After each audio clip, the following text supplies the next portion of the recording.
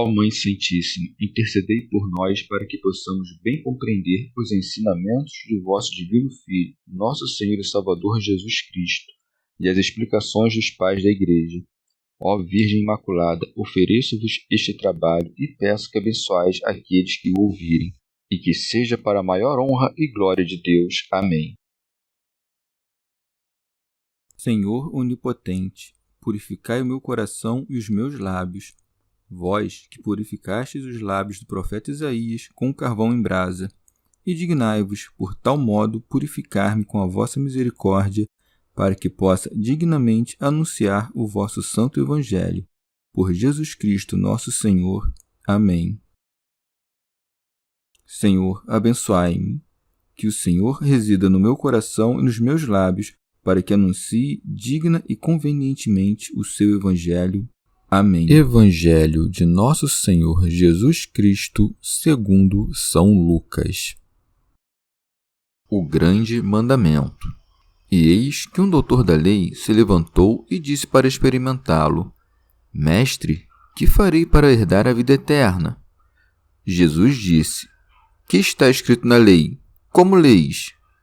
Ele então respondeu: Amarás o Senhor teu Deus de todo o teu coração, de toda a tua alma, com toda a tua força e de todo o teu entendimento, e a teu próximo como a ti mesmo.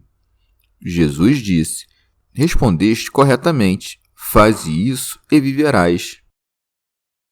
Parábola do bom samaritano. Ele, porém, querendo se justificar, disse a Jesus: E quem é meu próximo? Jesus retomou: Um homem descia de Jerusalém a Jericó e caiu no meio de assaltantes que, após havê-lo despojado e espancado, foram se deixando-o semi-morto. Casualmente, descia por esse caminho um sacerdote. Viu-o e passou adiante. Igualmente um levita, atravessando esse lugar, viu-o e prosseguiu. Certo samaritano, em viagem, porém, chegou junto dele, viu-o e moveu-se de compaixão. Aproximou-se, cuidou de suas chagas, derramando azeite e vinho. Depois colocou-o em seu próprio animal, conduzindo-o à hospedaria, e dispensou-lhe cuidados. No dia seguinte, tirou 2 denários e deu-os ao hospedeiro, dizendo: Cuida dele, e o que gastares a mais, em meu regresso te pagarei. Qual dos 3, em tua opinião, foi o próximo do homem que caiu nas mãos dos assaltantes? Ele respondeu: Aquele que usou de misericórdia para com ele. Jesus então lhe disse: Vai, e também tu faze o mesmo. Comentários dos Pais da Igreja. São Beda. O Senhor dissera acima que os nomes dos discípulos estão escritos nos céus. Disto, segundo penso, o doutor da lei tirou a ocasião para tentá-lo. Por isso está dito: E eis que um doutor da lei se levantou e disse para experimentá-lo. São Cirilo. Havia uns paroleiros que andavam por toda a região dos judeus acusando a Cristo e dizendo que ele declarava inútil a lei de Moisés ao mesmo tempo que expunha novas doutrinas. O doutor da lei, a fim de lograr a Cristo e levá-lo a dizer algo contra Moisés, aparece para tentá-lo, chamando-lhe mestre, mas não tolerando aprender com ele. E como o Senhor costumava falar da vida eterna aos que vinham ter consigo, o doutor da lei emprega essa mesma linguagem, porque, no entanto, se valia de ardis, não houve outra resposta senão as palavras divulgadas pelo mesmo Moisés. Por isso segue. Jesus disse: Que está escrito na lei? Como leis? Santo Ambrósio. Havia dentre esses alguns que se julgavam doutores da lei porque retinham na memória as suas palavras, mas não lhe conheciam o significado. Nosso Senhor usa as palavras principais do texto mesmo da lei para provar que são ignorantes dela, demonstrando que desde o princípio a lei pregara o Pai e o Filho e anunciara o mistério da encarnação do Senhor. Pois segue. Ele então respondeu: Amarás o Senhor teu Deus de todo o teu coração, de toda a tua alma, com toda a tua força e de todo o teu entendimento. São Basílio. se a lei termina dizendo com todo o teu entendimento, é que não tolera que esse amor seja dividido com as criaturas, pois a parte do amor que investires nas coisas maiores necessariamente faltará ao todo.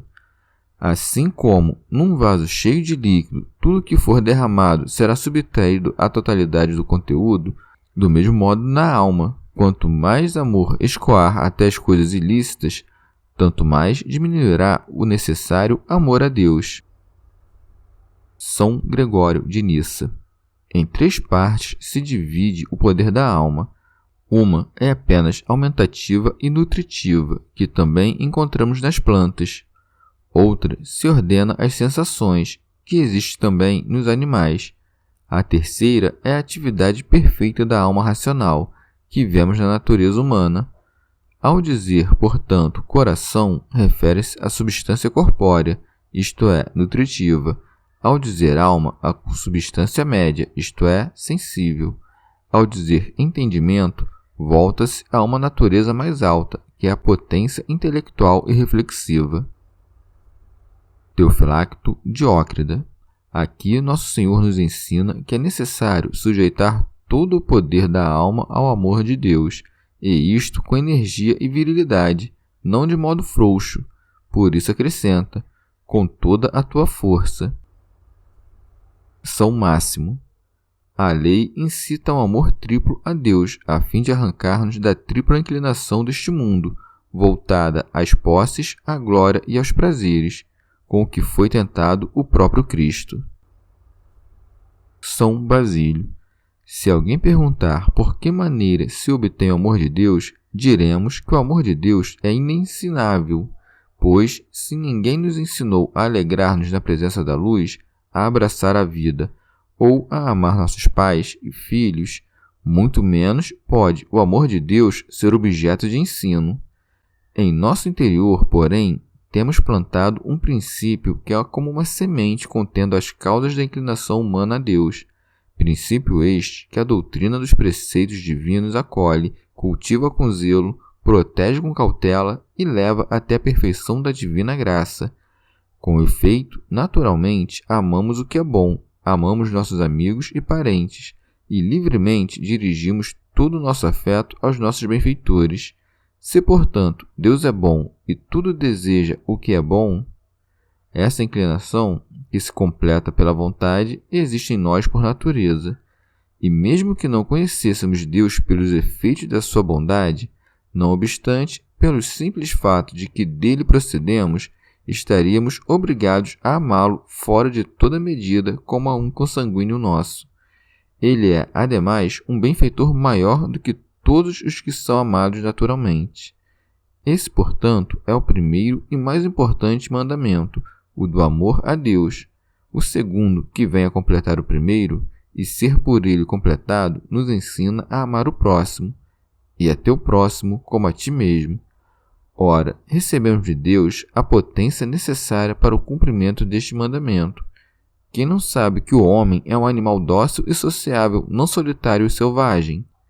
Nada, afinal, é tão próprio à nossa natureza do que conviver com os outros, ter necessidade da presença alheia e amar o seu parente. O Senhor, pois, nos antecipa entregando as sementes cujos frutos, em seguida, vem exigir. São João Crisóstomo. Repara como ambos os preceitos pedem o mesmo abandono de si mesmo. Falam para amar a Deus com todo o teu coração e o próximo como a ti mesmo. Ora, se isto fosse observado com diligência, não haveria nem escravo nem livre, nem vencedor nem vencido, nem rico nem pobre, nem se ouviria falar em parte alguma do diabo, pois antes a palha resiste à propagação do fogo que o diabo ao fervor da caridade, a tal ponto a constância no amor vence tudo. São Gregório Magno. Uma vez que está dito, e a teu próximo como a ti mesmo, como poderá ser piedoso para com o próximo, tendo-lhe compaixão, quem ainda é impiedoso consigo mesmo, vivendo na injustiça? São João Crisóstomo. Depois que o doutor da lei responde com o conteúdo da própria lei, Cristo, a quem tudo é conhecido, rasga as redes do seu ardil, pois segue: respondeste corretamente. Faze isso e viverás. Orígenes. Destas palavras se conclui sem a menor dúvida que a vida proclamada por Deus, o Criador do mundo, e segundo as antigas Escrituras por ele transmitidas, é a vida perpétua.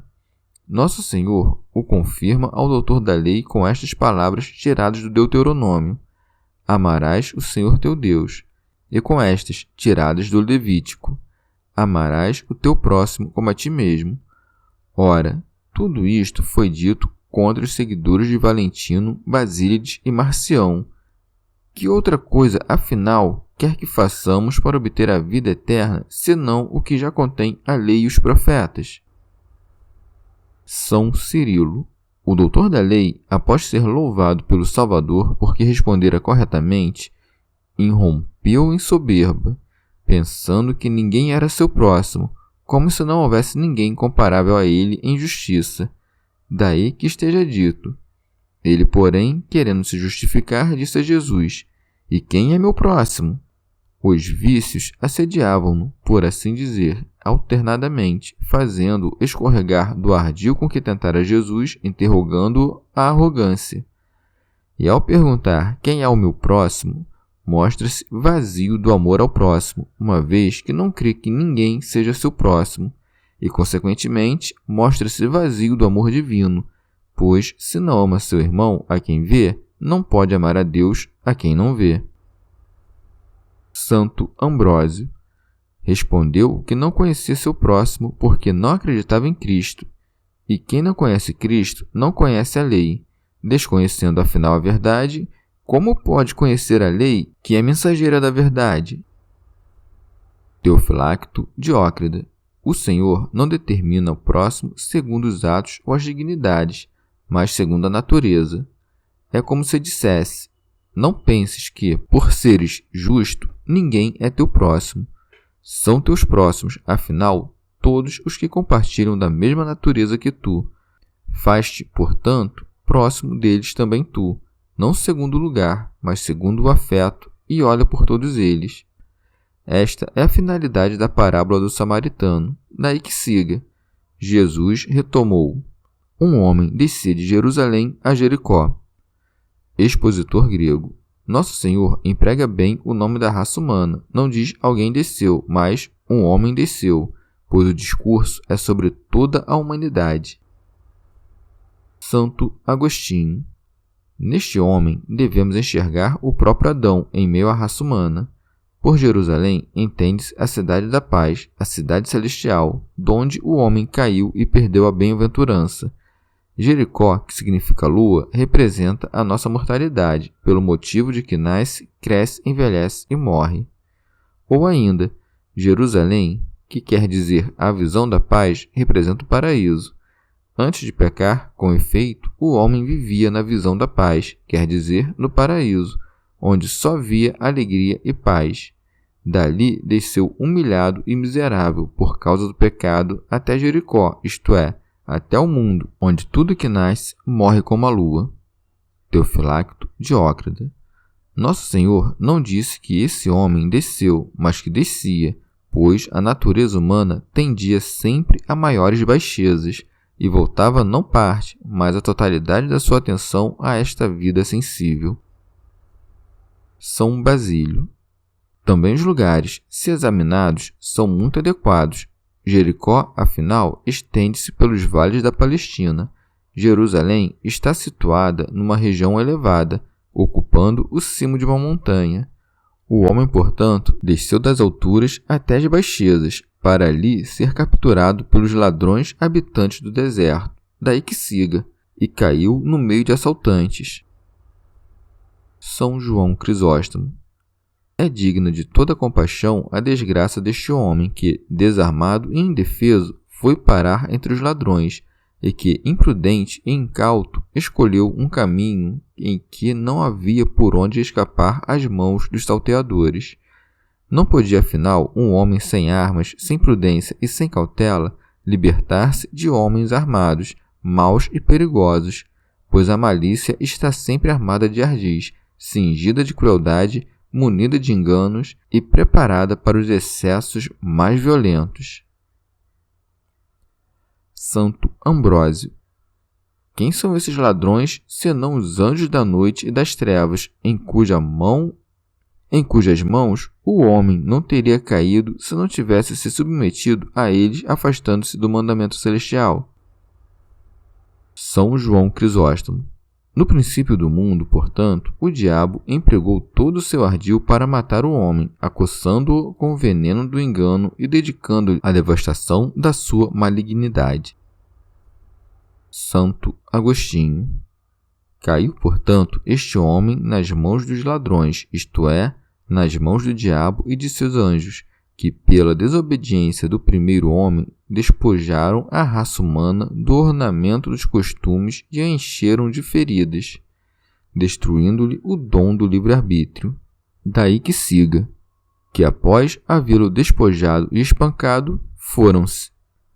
No homem que pecara, afinal, o diabo fizera uma ferida, já em nós, muitas, pois àquele único pecado que contraímos acrescentamos outros muitos pecados. Ou ainda, despojaram o homem da imortalidade e, tendo-lhe feito feridas, isto é, tendo-o incitado a pecar, deixaram-no meio morto, porque o homem é vivo pela parte que lhe permite entender e conhecer a Deus. Pela parte que o definha e oprime no pecado, está morto, e é por isso que acrescenta, deixando-o semi-morto. Um homem meio morto, afinal, está com o movimento vital, isto é, o livre-arbítrio, ferido.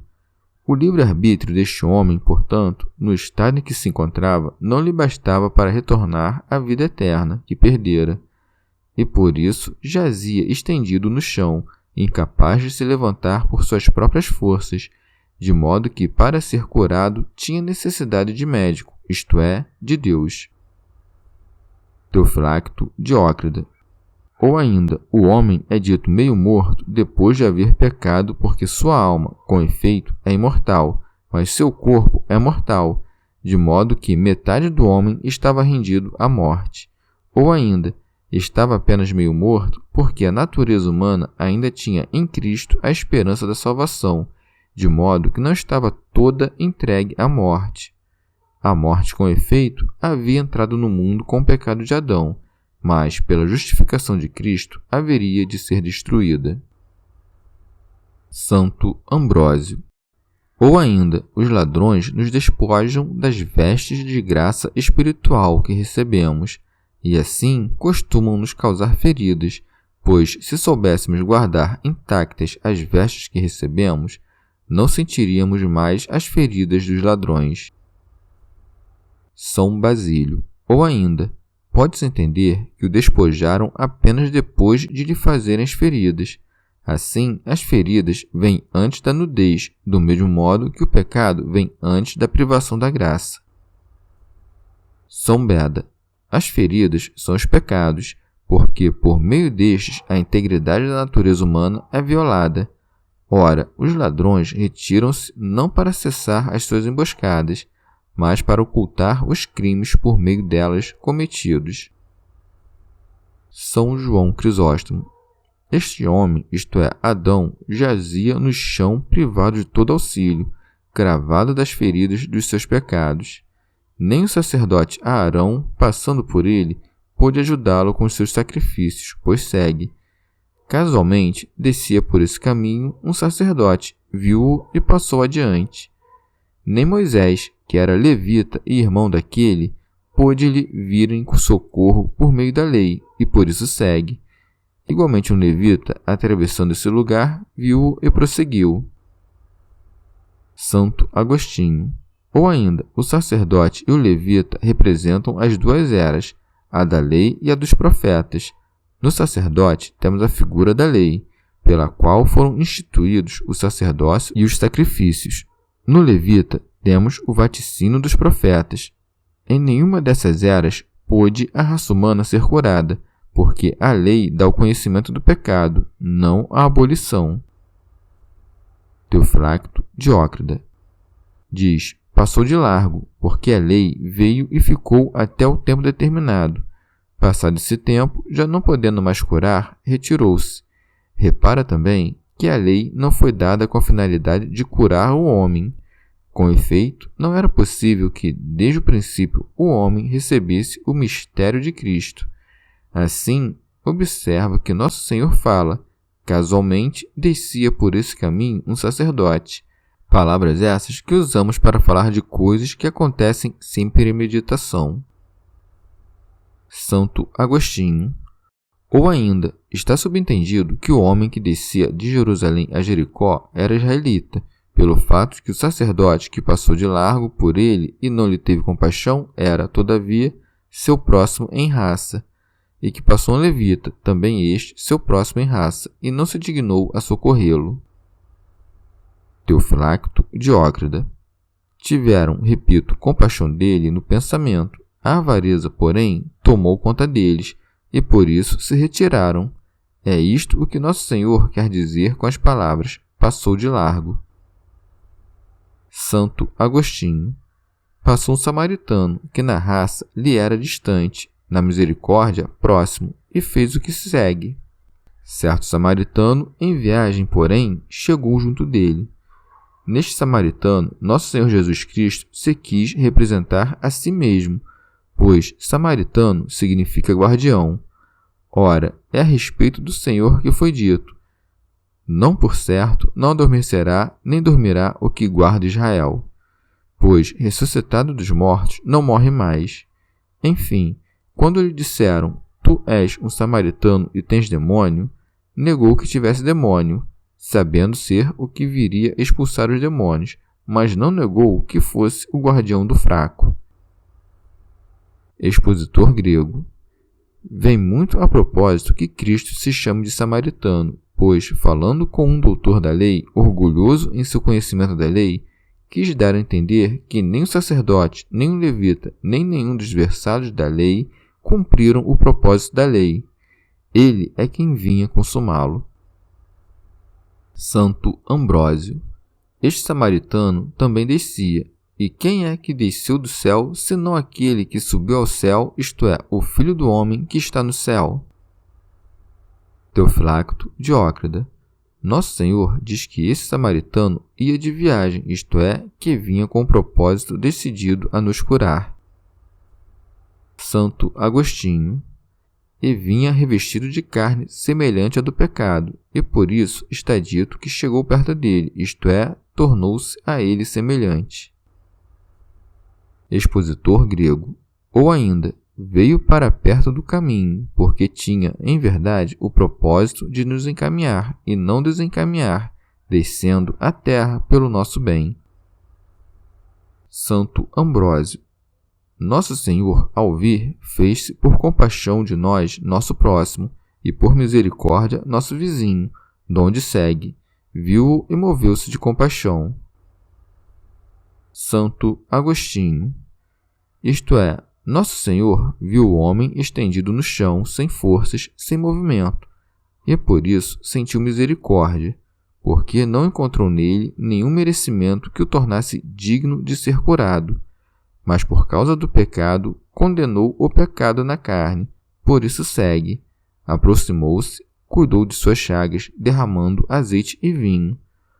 O que é mais distante, mais afastado que Deus dos homens, o imortal dos mortais, o justo dos pecadores, longe não segundo lugar, mas segundo a dessemelhança. Uma vez, pois, que tinha em si dois bens, a saber, a justiça e a imortalidade, e nós, dois males, a saber, a iniquidade e a mortalidade, se tivesse assumido ambos os nossos males, seria nosso igual, e precisaria, como nós, de um libertador. Para, portanto, não ser o mesmo que nós, mas nosso próximo, não se tornou ele pecador como tu, mas se tornou, como tu, mortal, recebendo o castigo, mas não recebendo a culpa, e com isto suprimiu tanto a culpa como o castigo. A ligadura das feridas é a contenção dos pecados, o azeite a consolação esperançosa através do perdão, que nos obtém a reconciliação da paz, o vinho a exortação ao fervor nas obras do Espírito. Santo Ambrósio. Ou ainda, o samaritano enfaixa as nossas feridas com um mandamento mais severo, e tal como pelo azeite nos alivia com o perdão de nosso pecado, assim pelo vinho nos aguilhoa com uma advertência do juiz. São Gregório Magno. Ou ainda, pelo vinho aplica a dor do castigo, pelo azeite a doçura da piedade. O vinho unta as podridões, o azeite as cura e acalenta. Devem-se misturar, portanto, a leniência com a severidade, e obter uma justa combinação dos dois, de modo que os súditos não se encham de úlceras com excessiva aspereza, nem com excessiva benignidade relaxem de todo. Teofilacto Diócrida. Ou ainda, a vida humana do Salvador está representada no azeite, e a vida divina no vinho. O vinho é sinal da divindade, que ninguém poderia suportar se não viesse unido ao azeite, isto é, a vida humana, e por isso, ora o vemos agir de modo humano, ora de modo divino. Derrama, pois, o azeite e o vinho, porque nos salvou por meio da humanidade e da divindade. São João Crisóstomo. Ou ainda, o vinho que derrama é o sangue da paixão e o azeite, o óleo da crisma, de modo a dar-nos pelo sangue a remissão dos pecados e pela unção da crisma a santificação. O médico celestial liga as feridas abertas, que retém em seu interior o remédio e pela sua operação são restituídas à saúde de outrora. Assim, depois de lançar-lhe vinho e azeite, pô-lo sobre um jumento, por isso segue. Depois colocou-o em seu próprio animal, conduziu-o à hospedaria e dispensou-lhe cuidados. Santo Agostinho. O seu jumento é a carne, da qual revestido dignou-se vir até nós. Ser posto sobre o jumento é crer na encarnação de Cristo. Santo Ambrósio. Ou ainda, Nosso Senhor nos põe sobre o jumento quando carrega os nossos pecados e sofre por nós.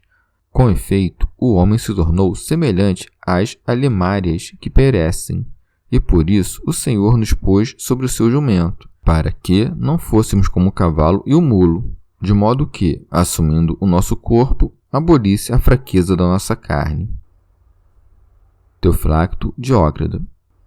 Ou ainda, ao pôr o homem sobre o seu jumento, pô-lo sobre o seu próprio corpo, porque, com sua encarnação, nos tornou seus membros e nos fez tomar parte de seu corpo. A lei, com efeito, não acolhia todos. Os amonitas e moabitas não entrarão jamais na Assembleia do Senhor. Agora, porém, em todo o povo, quem teme o Senhor e queira abraçar a fé e tomar parte na igreja é por ele acolhido, e por isso diz: conduziu-o à hospedaria. São João Crisóstomo. A hospedaria é a igreja, que no caminho do mundo acolhe os homens cansados e fadigados pela bagagem dos seus delitos. Ali, deixando o fardo dos pecados, o viajante, exausto, descansa, e uma vez descansado, é restaurado com a salutar pastagem. E é isto o que está dito na passagem: e dispensou-lhe cuidados. Tudo o que for contrário a isto, mal e danoso, fica do lado de fora, porque dentro da estalagem está contido todo repouso e salubridade. São Beda. E bem diz que o samaritano, após pôr o homem sobre o jumento, o levou a uma estalagem, porque ninguém pode entrar na igreja se não estiver unido ao corpo de Cristo pelo batismo. Santo Ambrósio. Mas como o samaritano não tinha mais tempo para ficar na terra, devia voltar para o lugar de onde descera, daí que siga. No dia seguinte, tirou 2 denários e deu-os ao hospedeiro, dizendo: cuida dele. Qual é o dia seguinte a que se refere Nosso Senhor, senão o dia da ressurreição, sobre o qual foi dito: este é o dia que fez o Senhor. Os 2 denários são os 2 testamentos, que contêm gravada a imagem do eterno Rei e ao preço dos quais nossas feridas são curadas. Santo Agostinho. Ou ainda, os 2 denários são os 2 mandamentos do amor, o qual os apóstolos receberam do Espírito Santo para anunciar aos outros o Evangelho. Ou ainda, são a promessa da vida presente e da vida futura. Orígenes. Ou ainda, Parece-me que os 2 denários são o conhecimento do mistério pelo qual o Pai está no Filho e o Filho está no Pai. Conhecimento esse que o anjo da igreja recebe como recompensa para que cuide com todo zelo do homem a si confiado, a quem também nosso Senhor dispensou seus cuidados no exíguo tempo em que esteve sobre a terra, e promete pagar-lhe de volta tudo que gastar de seu próprio bolso nos cuidados com este homem. Por isso segue, e o que gastares a mais em meu regresso te pagarei. Santo Agostinho. O estalajadeiro era o apóstolo que gastou a mais ou quando deu o seguinte conselho: quanto, porém, às virgens, não tenho mandamento do Senhor, mas dou conselho. Ou quando trabalhou noite e dia para não onerar os fracos com a novidade do Evangelho, embora lhe fosse lícito viver do Evangelho. Também os apóstolos gastaram a mais e muito, assim como os doutores que, no tempo que tinham, explicaram o Antigo e o Novo Testamento, pelo que hão de receber a recompensa. Santo Ambrósio. Bem-aventurado, portanto, o estalajadeiro, que pode curar as feridas do outro. Bem-aventurado este a quem diz Jesus: e o que gastares a mais, em meu regresso te pagarei. Mas quando, Senhor, voltarás, senão no dia do juízo? Pois, ainda que estejas sempre em todo canto e permaneças no meio de nós não te vemos. Virá, contudo, o tempo em que toda a carne te enxergará voltando. Satisfarás, então, o que deves aos bem-aventurados de quem és devedor. Oxalá sejamos nós dignos devedores e saibamos pagar o que recebemos. São Cirilo. Ditas essas palavras, muito oportunamente o Senhor pergunta ao doutor da lei: qual dos 3, em tua opinião, foi o próximo do homem que caiu nas mãos dos assaltantes? Ele respondeu: aquele que usou de misericórdia para com ele. Com efeito, nem o sacerdote, nem o levita se fez o próximo do pobre homem, mas apenas aquele que dele teve misericórdia. Inútil, afinal, é a dignidade do sacerdócio e o conhecimento da lei, se não estiver assegurado nas boas obras, donde segue. Jesus então lhe disse: vai, e também tu faze o mesmo. São João Crisóstomo. E é como se dissesse: se vires alguém acabrunhado, não digas, de certo é um homem mau, mas, quer seja gentio ou judeu, se necessita de ajuda, não zombes dele, auxilia-o, seja lá qual for o mal que tenha sofrido. Santo Agostinho. Por esta parábola, entendemos que o próximo é aquele a quem devemos prestar misericórdia se dela necessita, ou a quem deveremos prestá-la caso necessitasse. Disto segue que também aquele de quem devemos recebê-la seja nosso próximo. O nome de próximo, afinal, indica uma relação e ninguém pode ser próximo senão de quem também é seu próximo. Quem não vê, porém, que a ninguém se pode negar o dever da misericórdia, se diz o Senhor: fazei bem aos que vos odeiam. Disto é manifesto que este preceito de amar o próximo se estende também aos santos anjos, que despendem para conosco tantos serviços de misericórdia. Ora, o próprio Senhor quis se incluir neste preceito, dando-nos a entender que é Ele quem ajudou o homem que jazia meio morto no caminho. Santo Ambrósio. Pois não é o parentesco que faz o próximo, mas a misericórdia, porque a misericórdia é segundo a natureza. Nada, afinal, está mais de acordo com a natureza que ajudar quem participa da mesma natureza. Chegamos ao fim de mais um dia de comentários da Catena Áurea. Muito obrigado por ficarem até aqui, que Nossa Senhora derrame suas graças sobre nós e até amanhã.